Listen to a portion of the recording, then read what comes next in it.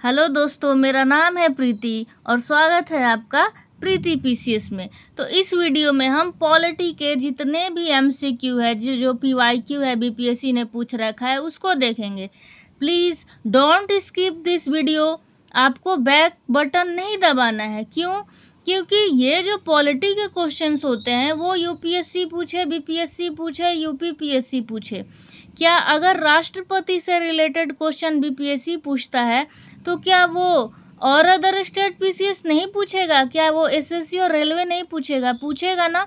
Polity तो एक ही है, वो तो सबसे पूछेगा।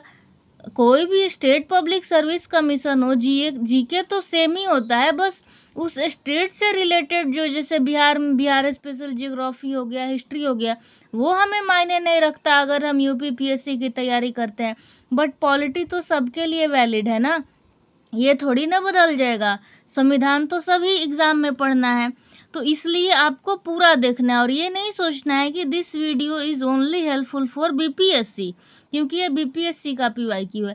और ये भी कहाँ से लेके आते हैं? यूपीपीएससी से, और कुछ अपने तरफ से बनाते हैं। एटलीस्ट आइडिया तो लगे कि जितने कमीशन हैं, चाहे स्टाफ सिलेक्शन कमीशन हो, रेलवे हो, बैंक हो, कि वो आखिर क्वेश्चंस किस तरह के, किस लेवल के बना सकते हैं। तो अब बिना बात को आगे बढ़ाए हुए आ जाते हैं अपने क्वेश्चंस पे। पहली बार मैंने इतना समझाया, बोला कि आप देखें, बिकॉज अब बहुत हो गया मजाक। प्लीज़ सीरियस होके पढ़ें और एग्ज़ाम निकालें। तो पहला क्वेश्चन है, भारत में जिला स्तर पर उपभोक्ता विवाद निवारण के संदर्भ में कौन सा कथन सही नहीं है? गलत कथन पूछा है। जिला फोरम उन शिकायतों पर विचार करता है जहां वस्तुओं या सेवाओं का मूल्य 50 लाख रुपए से अधिक नहीं होता। तो हाँ, ठीक है, ये सही है, गलत नहीं पूछा है। और ये क्या पूछ रहा है? गलत। तो ये कथन गलत नहीं है। राज्य सरकार यदि उचित समझे तो जिला में एक से अधिक फोरम की स्थापना कर सकता है। तो हाँ, कर सकता है।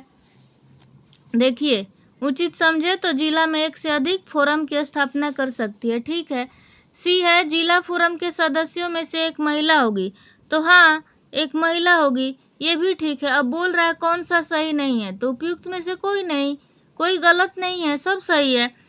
तो आ जाते हैं अपने अगले प्रश्न पे। क्वेश्चन नंबर 2 है, एक पंचायत समिति किस स्तर पर एक पंचायती राज संरचना का संचालन करती है? तो याद रखिएगा, ब्लॉक स्तरीय निकाय पे, ठीक है। 73वें संविधान संशोधन अधिनियम 1993 द्वारा जोड़े गए संविधान के अनुच्छेद 243 बी में पंचायती राज व्यवस्था की 3 स्तरीय संरचना है। ग्राम स्तर पर ग्राम पंचायत, और ब्लॉक स्तर पर पंचायत समिति, और जिला स्तर पर जिला पंचायत। ठीक, तो ये क्या पूछ रहा है? जो पंचायत समिति होती है वो किस स्तर पर होती है? तो ये ब्लॉक स्तर पर होती है। और अगर कभी एग्जाम में पूछ दे कि जो जिला पंचायत होती है या जिला पंचायत, तो जिला स्तर पे, ग्राम पंचायत ग्राम स्तर पे, वो तो दोनों सेम ही दिख रहा है, नाम में ही है उसका आंसर। और पंचायत समिति ब्लॉक स्तर पे। ओके, हमारा तीसरा क्वेश्चन है, निम्नलिखित में से किसे समुदाय विकास के पहले कार्यक्रम के रूप में स्थापित किया गया था? सहयोग आंदोलन, राष्ट्रीय विस्तार सेवा, एकीकृत ग्रामीण विकास कार्यक्रम, उपयुक्त में से एक से अधिक। तो याद रखिएगा, राष्ट्रीय विस्तार सेवा। राष्ट्रीय विस्तार सेवा क्या था? तो सामुदायिक विकास लाने के लिए सरकार द्वारा 1952 में सामुदायिक विकास कार्यक्रम शुरू किया गया। तो पूछ दे कि सामुदायिक विकास कार्यक्रम कब शुरू हुआ? तो 1952 में शुरू हुआ। और इस कार्यक्रम के तहत एक राष्ट्रीय विस्तार सेवा कार्यक्रम को 2 अक्टूबर 1953 में शुरू किया गया, ठीक है।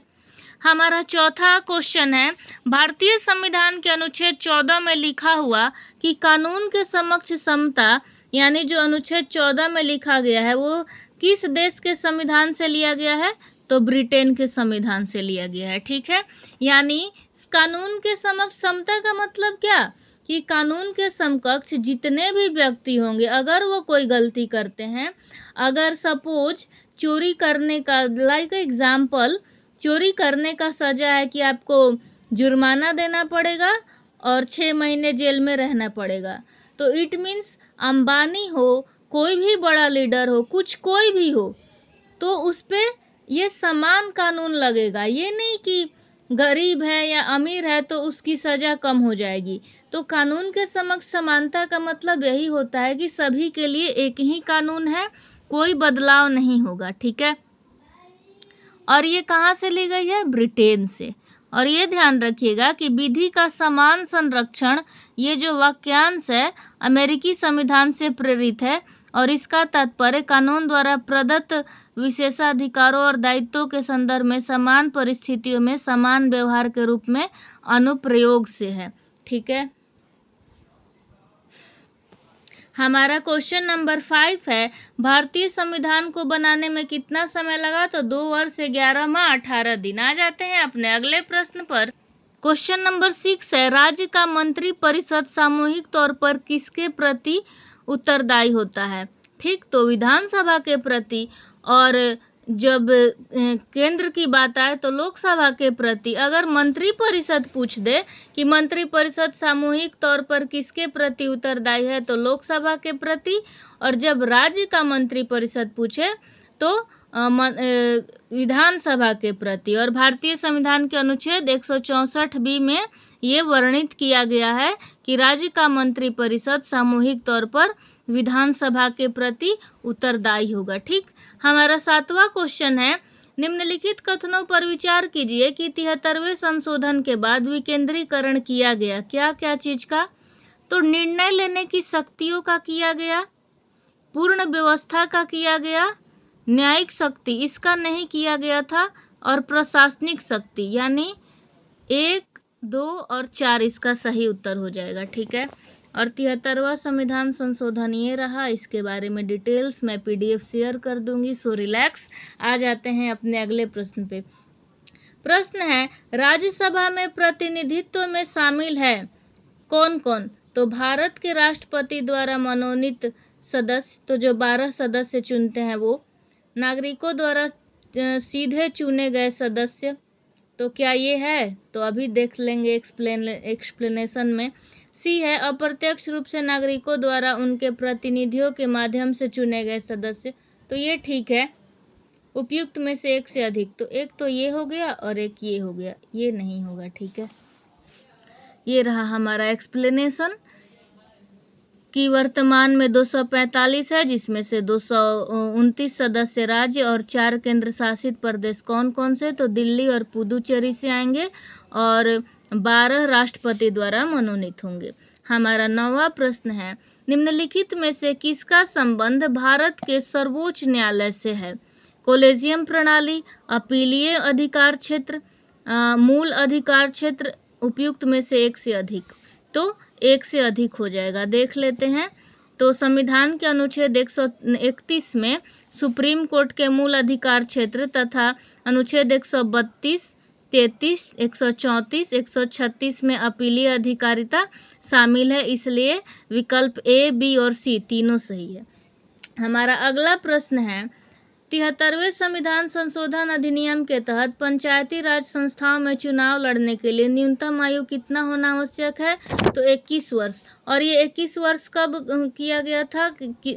ये क्या बोलते हैं, 243F में ये एक्सप्लेन किया गया है, ठीक है, पंचायती राज के लिए, याद रखिएगा। हमारा अगला प्रश्न है, 1946 ईस्वी में गठित अंतरिम सरकार के मंत्रिमंडल में श्रम विभाग किसे सौंपा गया था? तो श्रम विभाग जगजीवन राम को सौंपा गया था। तो एक बार देख लेते हैं कि अंतरिम सरकार का गठन 2 सितंबर 1946 ईस्वी को भारत की नवनिर्वाचित संविधान सभा में हुआ था और इसमें वल्लभ भाई पटेल गृह मंत्री, सूचना और प्रसारण मंत्री, बलदेव सिंह रक्षा, तो बल से रक्षा याद रखिएगा, सी राजगोपालाचारी, तो शिक्षक दिवस तो शिक्षा से याद रखिएगा, राजेंद्र प्रसाद खाद्य और कृषि मंत्री।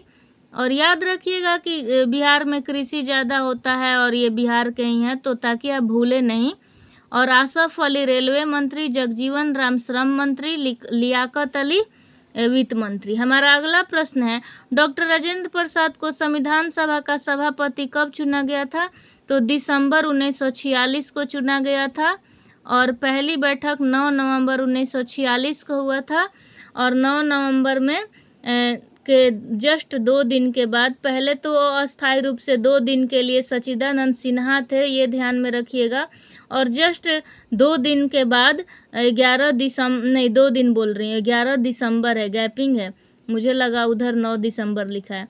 तो 11 दिसंबर 1946 को फिर अस्थायी रूप से डॉक्टर राजेंद्र प्रसाद को चुन लिया गया और अस्थायी रूप से सच्चिदानंद सिन्हा को तब तक रखा गया था। हमारा 13 नंबर प्रश्न है, 2022 के भारत के 16वें राष्ट्रपति चुनाव के लिए निर्वाचक मंडल में कितने सदस्य हैं? तो ये करंट अफेयर्स का क्वेश्चन है। तो 288 सदस्य हैं, ठीक है। और संविधान के अनुच्छेद 66 के अनुसार उपराष्ट्रपति का चुनाव संसद के दोनों सदस्यों से मिलकर बने निर्वाचक मंडल के सदस्यों द्वारा अनुपातिक प्रतिनिधित्व प्रणाली के एकल संक्रमणीय मत के द्वारा होगा, ठीक है। और ये इसमें कौन कौन से शामिल हैं? तो राज्यसभा के 233 निर्वाचित सदस्य, राज्यसभा के 12 मनोनीत सदस्य और लोकसभा के 543 निर्वाचित सदस्य, ठीक है। तो उपराष्ट्रपति चुनाव में संसद के दोनों सदस्यों की कुल 778 सदस्य होते हैं। तो याद 88 सदस्य होते हैं, सॉरी, तो 788 ध्यान में रखिएगा। भारत का राष्ट्रपति कितनी बार पुनः चुनाव के लिए पात्र होता है? तो कोई भी फिक्स टाइम नहीं है कि इतने ही समय काल के लिए रहेगा, ये कितनी बार भी बनाया जा सकता है। और राष्ट्रपति का कार्यकाल 5 साल होता है, ठीक। हमारा अगला प्रश्न है लोकसभा में सामान्यतः कितने सत्र होते हैं? तो 3 सत्र होते हैं।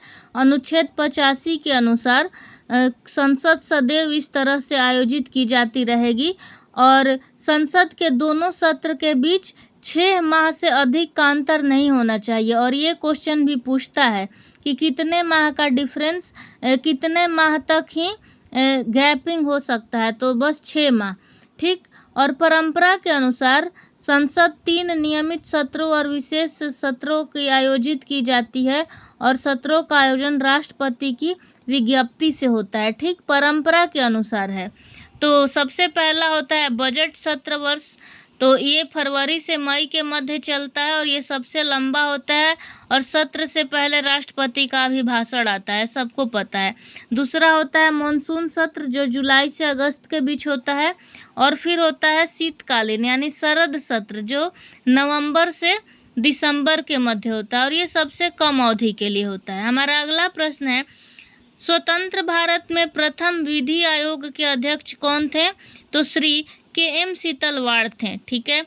विधि आयोग वर्ष 1955 ईस्वी में तत्कालीन अटॉर्नी जनरल MC सीतलवाड़ की अध्यक्षता में गठित किया गया। तो याद रखिएगा भारतीय विधि आयोग एक गैर संवैधानिक निकाय है और यह भारत सरकार के आदेश से गठित एक कार्यकारी निकाय है।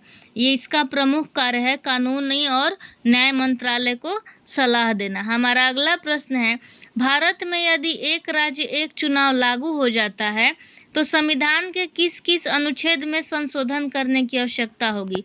अनुच्छेद 83, अनुच्छेद 172, अनुच्छेद 356, 246। तो इसका आंसर हो जाएगा उपयुक्त में से एक से अधिक। क्यों?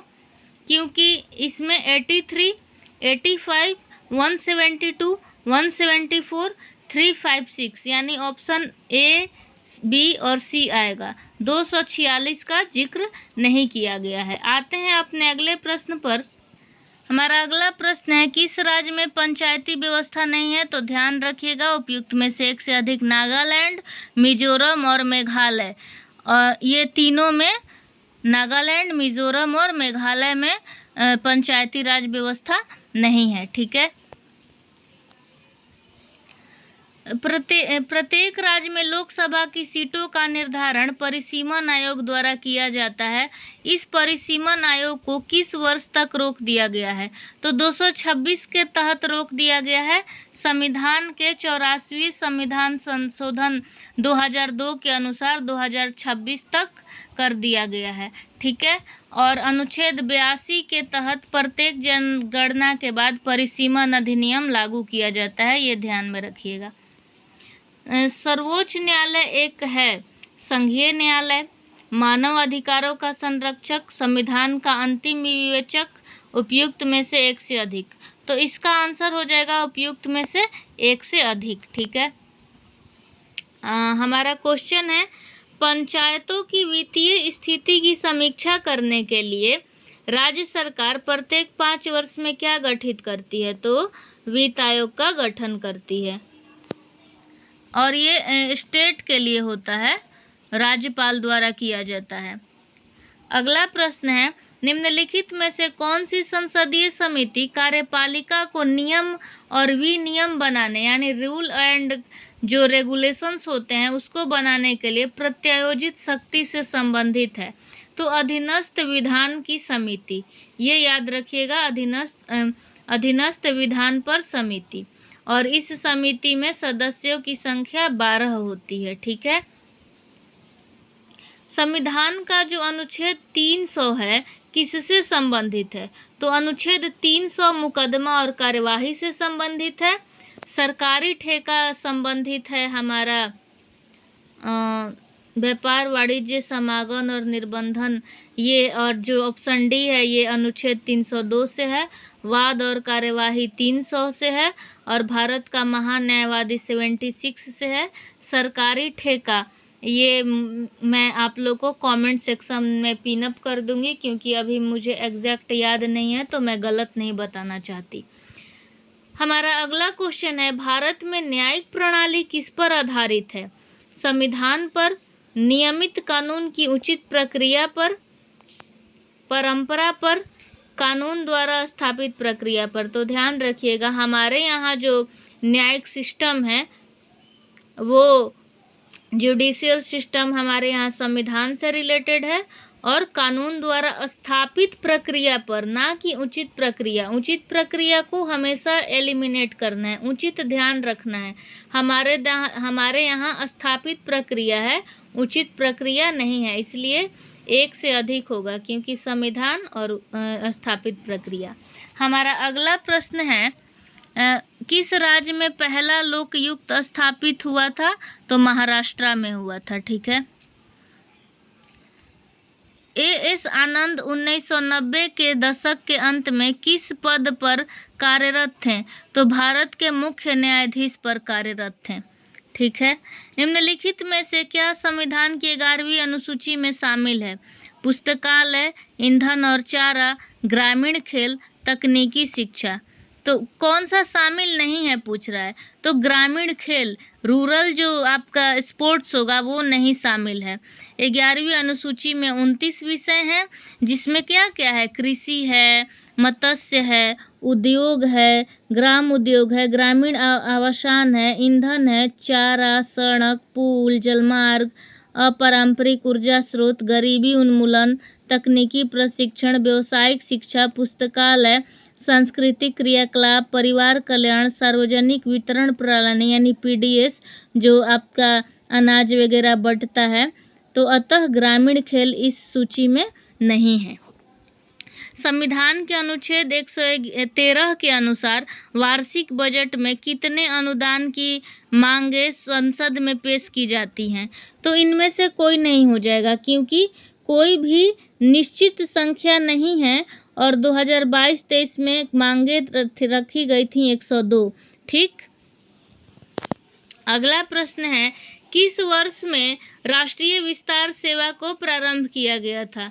तो राष्ट्रीय विस्तार सेवा को प्रारंभ किया गया था 1953 में। अभी जस्ट हमने पीछे पढ़ा ना कि जो सामुदायिक विकास कार्यक्रम 1952 में प्रारंभ हुआ, उसको 1953 में चालू किया गया। एक कार्यक्रम के तहत बढ़ावा दिया गया राष्ट्रीय विस्तार सेवा।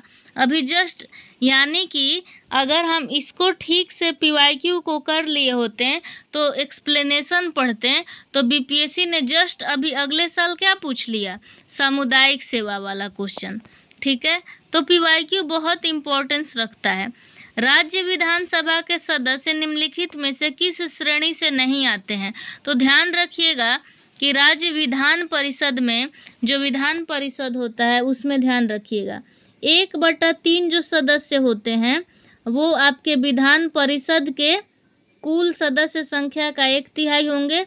स्थानीय निकाय वाले होंगे 1/3 और विधानसभा के सदस्यों का विधानसभा के सदस्यों का 1/3 और विधान परिषद के कुल सदस्यों का 1/3 स्थानीय निकाय से, ठीक है, स्थानीय निकाय से 1/3, विधानसभा से 1/3 और राज्यपाल मनोनीत करेंगे 1/6 और 1/12 सदस्य स्नातकों द्वारा और 1/12 3 वर्ष से अध्यापन कर रहे शिक्षकों द्वारा।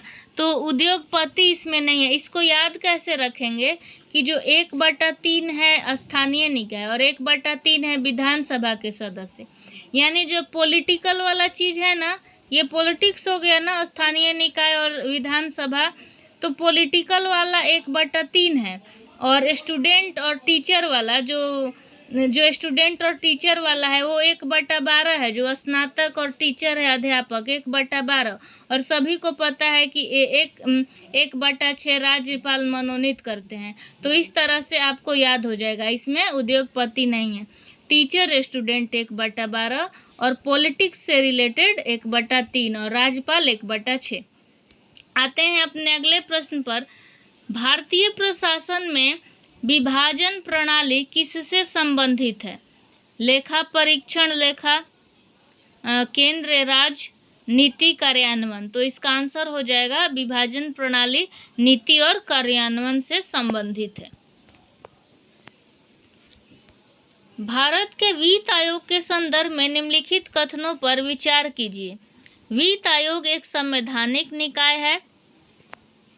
संविधान के अनुच्छेद 280 में वित्त आयोग की स्थापना किया गया था। तो जब ये ठीक है तो ये भी ठीक होगा, दोनों ठीक है। वित्त आयोग द्वारा दी गई सिफारिश के प्रति केवल सलाहकार है। क्या वित्त आयोग जो सिफारिश देता है वो सिर्फ सलाहकार है? और पहला वित्त आयोग 1950 में स्थापित किया गया, तो आंसर होगा उपयुक्त में से एक से अधिक। चलिए देख लेते हैं एक्सप्लेनेशन क्या है कि क्या ये सिर्फ सिफारिशें प्रकृति में केवल सलाहकार है, क्या इसकी सिफारिशें जो नेचर में है वो सलाहकारी है? Let's see. हाँ, तो यहाँ दिख रहा है इसकी सिफारिशें सलाहकारी हैं और प्रथम वित्त आयोग का गठन 1951 में हुआ था, 1950 में हुआ था, इसलिए हमारा 1, 2 और 3 ठीक है। तो उपयुक्त में से एक से अधिक। और अदर एग्ज़ाम में क्या देगा? 1, 2 और 3 और उसमें 4 भी शामिल कर देगा, तो 4 को एलिमिनेट कर देना है। ओके, आते हैं अपने अगले प्रश्न पर। हमारा अगला प्रश्न है, ईस्वी 1946 में बनी अंतरिम सरकार में राजेंद्र प्रसाद के पास कौन सा था? तो मैंने अभी जस्ट याद करवाया कि आपके बिहार में कृषि ज़्यादा होती है, तो कृषि और खाद्य मंत्रालय थे। यानी कि ये 33 नंबर क्वेश्चन है और इसके पीछे, यानी ये प्रीवियस ईयर हो गया और इसके ये 65वीं बीपीएससी का पूछा हुआ है और उधर 66 बीपीएससी में भी क्या बोलते हैं, इधर अभी जो भी हमने पढ़ा, देखिए 67th बीपीएससी में पूछा था और एक ही साल, मतलब एक ही साल ये क्वेश्चंस पूछ लिए गए हैं। कहाँ गया ये क्वेश्चन? एक सेकेंड। हाँ, जो ड्री एग्ज़ाम हुआ था उसमें, सॉरी, बट प्लीज़ वीडियो को पूरा देखिएगा, इतना होता है कभी कभी। मेरा बताने का मतलब ये है कि PYQ is most important, very very important. हमारा अगला प्रश्न है, निम्न में से कौन सा विकेंद्रीकरण का वैशिष्ट्य नहीं है? स्वायत्तता, लोक सहभागिता, स्थानीय समुदायों में आत्मविश्वास का नहीं जगना, स्थानीय स्वशासन को सशक्त बनाना। तो अगर इसमें से कोई भी ऑप्शन समझ में नहीं आ रहा है कि कह क्या रहा है, ये कह रहा है कौन सा सही नहीं है, तो आपके अंदर एक स्वायत्तता आएगी। स्वायत्तता मतलब भागीदारी। विकेंद्रीकरण का मतलब होता है कि अगर एक देश में सिर्फ सेंटर है तो क्या सेंटर गांव के लेवल तक सारा चीज कर देगा? तो नहीं। यानी इस सत्ता की शक्ति को ग्राउंड लेवल तक पहुंचाना ही विकेंद्रीकरण है। ठीक है, यानी सत्ता का विकेंद्रीकरण करना है, नीचे के लेवल तक पहुंचाना है। तभी तो पंचायत सिस्टम आया, गांव के लिए ये पंचायती और शहर के लिए नगर पंचायत। तो जब विकेंद्रीकरण होगा तो स्वायत्तता आएगी, लोगों के बीच सहभागिता बढ़ेगी, आत्मविश्वास बढ़ेगी, सशक्त बनेंगे स्थानीय लोग। तो बोल रहा है कि आत्मविश्वास नहीं जगेगा, एकदम गलत बोल रहा है, फर्जी ऑप्शन है, निकालो इसको। तो हमारा सी ऑप्शन गलत हो जाएगा। क्वेश्चन नंबर 35 है, ब्रिटिश शासनकाल में संविधान के विकास में कौन सा कानून ऐतिहासिक नहीं था? तो रेगुलेटिंग एक्ट तो हमने पढ़ा है, 73, 1833 भी पढ़ा है, 1919 भी। 1955 जो था ना, प्रोटेक्शन ऑफ सिविल राइट्स, ये नहीं था संविधान के विकास का ऐतिहासिक, ये ऐतिहासिक नहीं था। 1955 जो था, जिसका भारतीय संविधान के विकास में कोई योगदान नहीं था, कोई योगदान नहीं है। आते हैं अपने अगले प्रश्न पे, भारत के संविधान का कौन सा अनुच्छेद भारतीय निर्वाचन आयोग की स्थापना से रिलेटेड है? तो अनुच्छेद 324। Very simple. विधि का नियम या कानून का अधिराज्य का मतलब क्या होता है? तो इसका मतलब होता है सभी के लिए एक कानून और सभी के लिए एक न्याय तंत्र। ठीक है। पंचायती राज संस्थाओं में 29 कार्यों की सूची किस अनुच्छेद के तहत दी गई है? तो याद रखिएगा, अनुच्छेद 243 जी।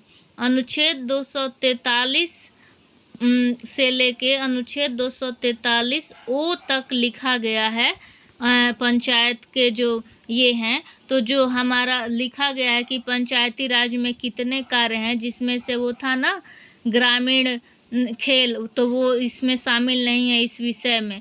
तो 243 जी में डब्लू रहता तो वर्क तो याद कर लेते हैं, तो जी से कैसे याद करें कि हमेशा याद रह जाए? तो याद रख लीजिएगा, गो, जी फॉर गो, और गो मीन्स जाओ। अरे जाओगे तभी तो काम करोगे, जगो और काम करो। हाँ, ये बढ़िया है, जगो और काम करो। ठीक है, 243 जी। हमारा अगला प्रश्न है, 73वें संविधान संशोधन कानून की वैधानिक शुरुआत किस संविधान संशोधन बिल से हुई? अब वाई ये पंचायती राज सिस्टम से ये ज़्यादा क्वेश्चन पूछ रहा है, क्योंकि स्टेट पीसीएस लेवल पे हर स्टेट में पंचायत है, दैट्स वाई। और यूपीएससी जो क्या करता है, उसे पूरा केंद्र सिस्टम को देखना है, तो राष्ट्रपति, संसद, ये सब टॉपिक से ज़्यादा क्वेश्चन पूछता है। और स्टेट पीसीएस वाले विधानसभा, विधान परिषद, पंचायत, राज्यपाल, मुख्यमंत्री, यहाँ से रिलेटेड क्वेश्चन पूछते हैं।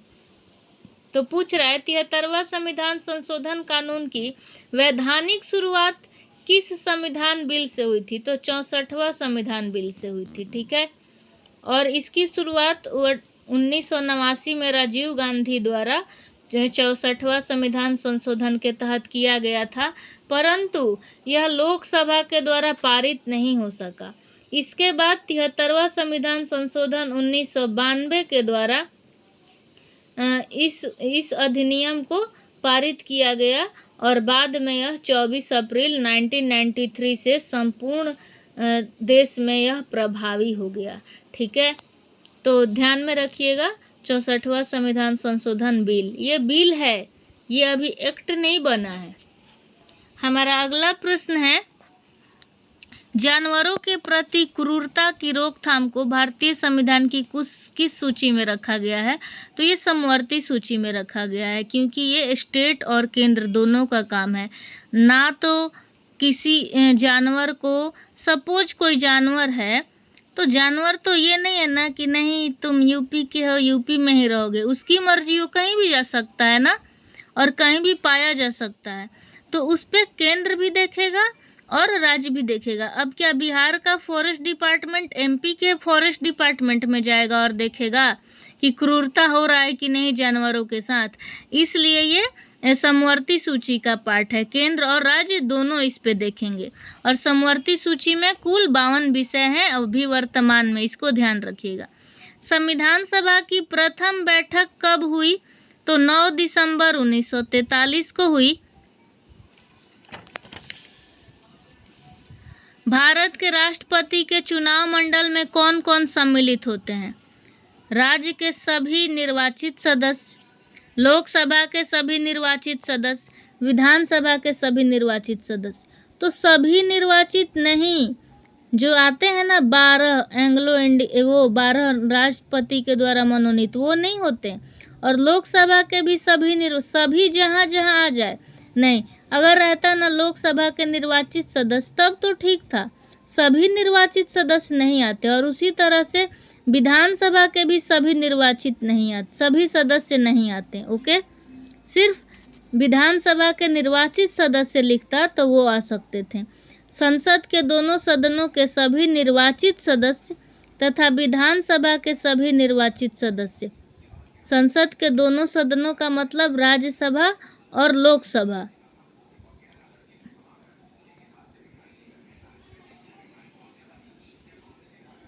कहाँ गया? हाँ, तो निर्वाचित सदस्य और राज्य विधानसभा के निर्वाचित सदस्य शामिल हैं।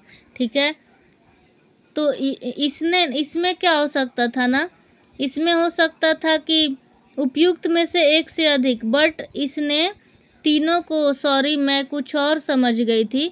ये ठीक है, राज्यसभा के सभी निर्वाचित सदस्य और आपके लोकसभा के सभी निर्वाचित सदस्य और राज्य विधानसभा के निर्वाचित सदस्य। हाँ, यहाँ पे ये ध्यान रखना है जो विधान परिषद होता है ना, उसके सदस्य नहीं आते इसमें। ठीक है, वो मैं बता रही थी बस, तो याद रखिएगा। तो इसने जब डी ऑप्शन बना ही दिया तीनों एक ही में, तो हमें ई पर जाने की जरूरत नहीं है। हमारा अगला प्रश्न है, भारतीय संविधान के अनुच्छेद 110 के अनुसार धन विधेयक की परिभाषा में क्या सम्मिलित है? टैक्स लगाना, टैक्स को समाप्त करना, उसके रेगुलेशंस में प्रत्यावर्तन यानी कुछ चेंजिंग करना, धन की उधारी का विनियमन, विनियमन माने रेगुलेशन, जैसे गैस सिलेंडर का रेगुलेटर होता है ना, उसी तरह। भारत की संचित निधि के धन को विनियोग करना और भारत की संचित निधि से खर्च का विवरण देना। तो क्या क्या शामिल है, लेट्स सी। किसी भी कर का अधिरोपण, परिहार, परिवर्तन, विनियमन करना। ठीक है, केंद्र सरकार द्वारा उधार लिए गए धन का विनियमन से संबंधित और भारत सरकार की संचित निधि से खर्च का विवरण, यानी कि सभी ठीक है, उपयुक्त में से एक से अधिक। इंदिरा साहनी बनाम भारत संघ मुकदमे में सर्वोच्च न्यायालय का निर्णय किस विषय से संबंधित है? तो ये संबंधित था सरकारी नौकरियों में अन्य पिछड़ा वर्ग का आरक्षण, यानी कि जो ओबीसी थे उनके आरक्षण के लिए था। ठीक है, इंदिरा साहनी। भारत में किस देश को राष्ट्रीय दल बनने हेतु पूर्व चुनाव में कम से कम कितना प्रतिशत वोट प्राप्त होना चाहिए? तो इसका हो जाएगा उपयुक्त में से कोई नहीं, क्योंकि देखिए क्या क्या क्राइटेरिया है। क्राइटेरिया है 4 अलग अलग राज्यों में लोकसभा या विधानसभा चुनाव में से कम 6% मत पाना। और ये क्या लिख रहा है, 4 से अधिक में 10%। 10% की बात ही नहीं कही गई है। फिर बोल रहा है 4 या इससे अधिक राज्यों में 4% का, तो 4% का नहीं भैया, 6% का जरूरत है। फिर ये कह रहा है आधे से आधे राज्यों में 6% का, तो ये भी गलत बोल दिया। फिर बोल रहा है 2 राज्यों में 15% का, तो इनमें से कोई सही नहीं है। ये क्राइटेरिया है इसका। ठीक है, और इसका मैं पोल करा दूंगी या ये क्वेश्चन के साथ ये एक्सप्लेनेशन फोटो सेंड कर दूंगी टेलीग्राम पे। कटौती प्रस्ताव का उद्देश्य क्या है? आप लोग बोलिएगा तो मैं इमेज PDF स्कैनर से सेंड कर दूंगी। टेंशन नहीं लेना है, बस अच्छे से पढ़ना है। कटौती प्रस्ताव का क्या उद्देश्य है? तो बजट प्रस्ताव के खर्च में कमी का प्रस्ताव प्रस्तुत करना। ठीक है, ये होता है कटौती प्रस्ताव का उद्देश्य। आते हैं अपने अगले प्रश्न पे। हमारा अगला प्रश्न है, ग्राम, एक तरफ दिया है सूची, एक तरफ अनुच्छेद। ग्राम पंचायत का गठन अनुच्छेद 40 में है। तो 1 का 5 कहाँ दिख रहा है? इसमें नहीं दिख रहा है, इसमें नहीं दिख रहा है, इसमें नहीं दिख रहा है, इसमें दिख रहा है, ठीक है। आचार संहिता है वो 44 में है। कृषि एवं पशुपालन 48 में है। तो सी का 2 तो दिख रहा है, बट समान आचार संहिता जो है 44, बी का 2 नहीं दिख, बी का 1 नहीं दिख रहा है, यानी क्या हो जाएगा? ई, यानी उपयुक्त में से एक से अधिक। सभी ठीक तो है, बट ये जो ऑप्शन सेट किया गया है इसमें बी का 1 कहीं नहीं दिख रहा है, दैट्स वाई हम ई पे जाएंगे। और यहाँ पे दे रखा है ग्राम पंचायत 40, आचार संहिता 44, कृषि पशुपालन 48, कार्यपालिका न्यायपालिका का पृथकीकरण यानी अलगाव 50 और अंतर्राष्ट्रीय शांति सुरक्षा 51। हमारा अगला प्रश्न है, निम्नलिखित में से किस संवैधानिक संशोधन अधिनियम द्वारा मंत्रिपरिषद की संख्या लोकसभा के कुल सदस्यों के 15% की सीमा तक निर्धारित की गई है? तो ध्यान रखिएगा, 91वां संविधान संशोधन 2003 के तहत ये किया गया है, ठीक है। अगला प्रश्न है, एक तरफ लिखा गया है पंचायती राज समिति और उसका वर्ष।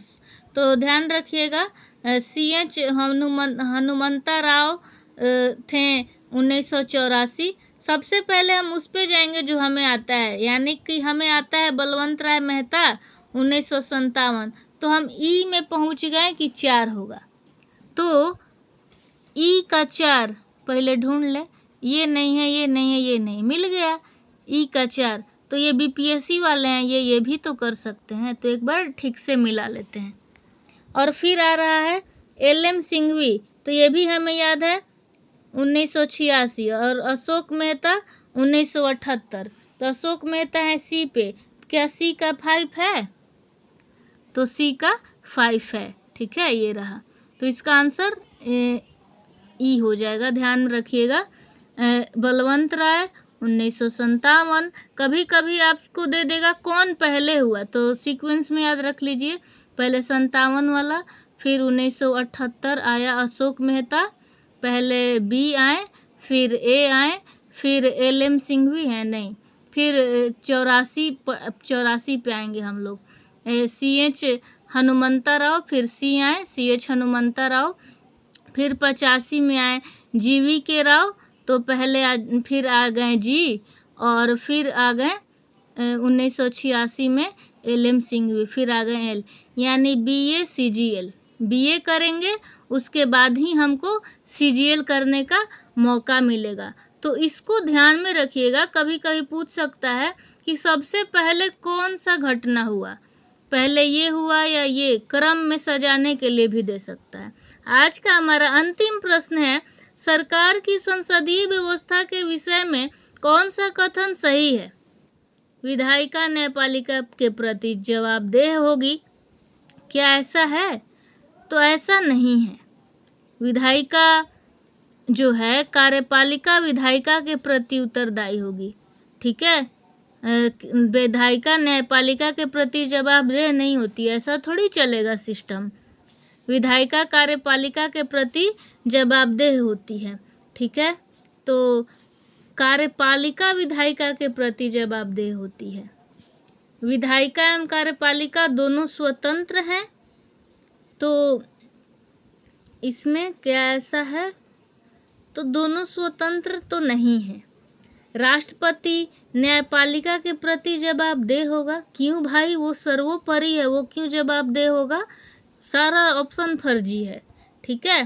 पहले याद रखिएगा, पहले आएगा वी, तब आएगा के, यानी जो कार्यपालिका विधायिका के प्रति उत्तरदायी है, न कि विधायिका कार्यपालिका के प्रति। यानी पहले काम करेंगे तब हमारा जो भी विधि हो या जो भी बना है आपका नियम वगैरह, उसके प्रति हमको जवाब देना होगा।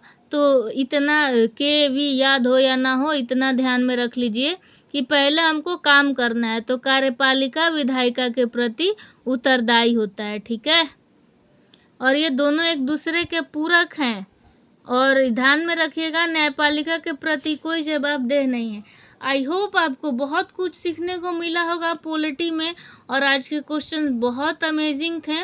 आने वाले वीडियो में भी बहुत अच्छे अच्छे क्वेश्चंस मिलेंगे। तो मिलते हैं नेक्स्ट वीडियो में, तब तक के लिए अपना ध्यान रखिएगा और अच्छे से पढ़ाई कीजिए। Take care, bye.